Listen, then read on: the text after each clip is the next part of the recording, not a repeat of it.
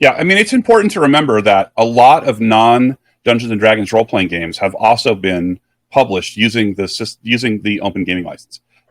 There's a lot of branches in the tree, and they are not all derived from Dungeons and Dragons, and that's great because that means that if there are good ideas in those games, they could be incorporated in Dungeons and Dragons or into a game based on Dungeons and Dragons. And if Dungeons and Dragons or a game based on Dungeons and Dragons comes up with a really cool idea, those other game systems are also free to incorporate those good ideas in themselves.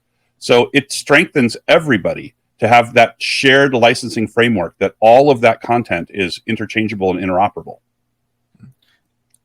Now might be a good time to bring up this point because I've got questions for Ryan and things like that go through structurally. But since we brought that point up, this seems to fit naturally in here, and that is the point that you brought up that other people are publishing under the OGL. The OGL and the SRD are two separate things. The OGL is the license. That's right. The SRD, the open license. The SRD is the expression of the Dungeons and Dragons mechanics that is licensed under the SRD.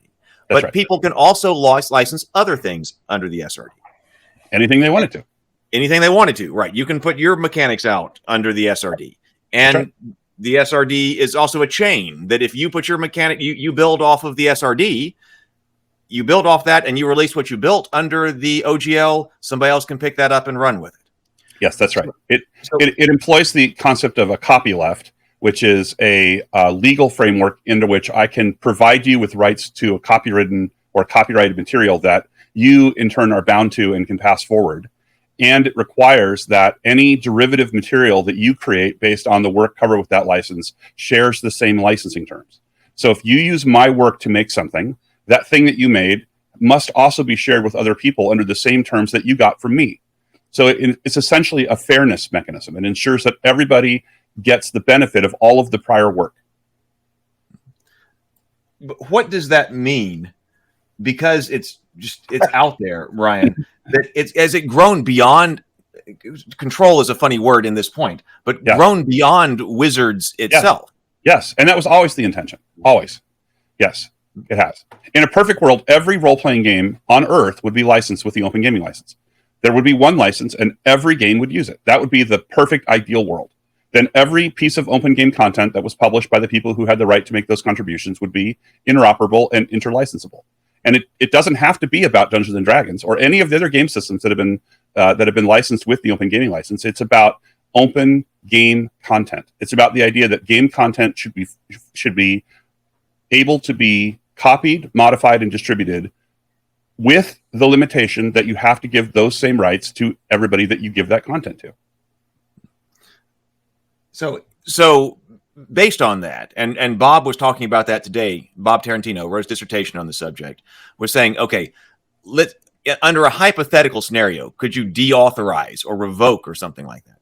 I could pick, you cannot, but like it gets complicated when you think of what would that even mean? Because I can write my own role-playing game. Yes. It's a document out there that has nothing to do with Dungeons and Dragons at all. I can say it's a document that is out there. And I could put that in the back of my RPG that I wrote completely myself and say it's under the open game content. Absolutely. You could start a whole new tree in the forest. Yep. Right. There's a whole bunch of branches that are coming off of the SRD tree, the DnD SRD tree. But there are also all these other trees out there that are growing up because of the SRD.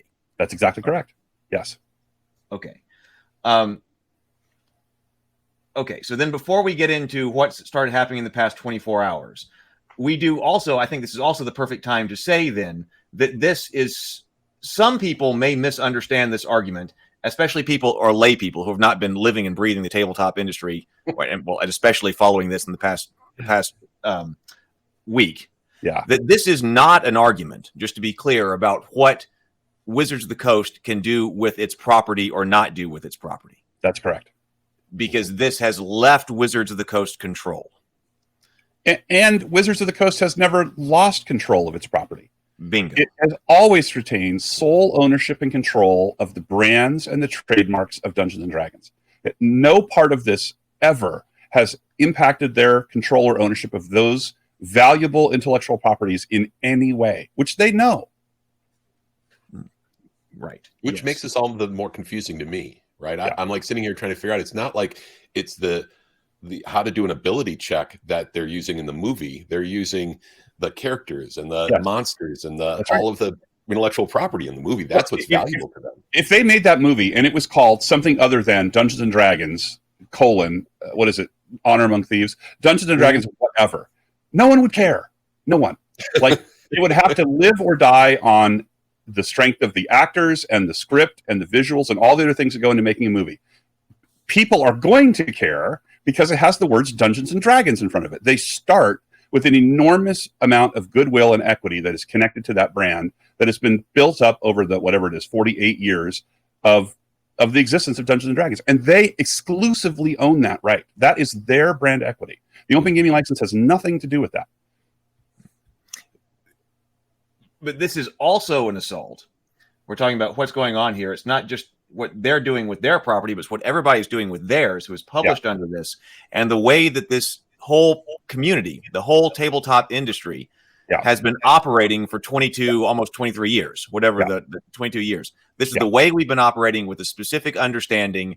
And all of a sudden we're told that, oh no, your understanding is already wrong. It was completely wrong. And that's what we're fighting against. That's not true. Yeah, I mean, it's even hard to imagine what it would be like if the license could be deauthorized or revoked. How does that even work? Like, there's products sitting on shelves in retail stores today that were published 15 years ago. Are those stores supposed to go and find that inventory and take it out back and burn it? It's impossible. Like, there are companies that don't exist anymore. How will those companies protect or defend their rights, the rights that might be residual to their heirs and assigns and descendants? Like, they can't. Like, it is impossible to imagine any way that you could actually clean up the world of copyrighted material that has been licensed with the open gaming license over the 2 decades the license has been in existence. Like, it can't be done. So if you walk into a court, if you're Wizards of the Coast and you try to make this argument, what is the court going to do? What's the remedy that they're going to suggest? You can't unwrite the world to fix this problem.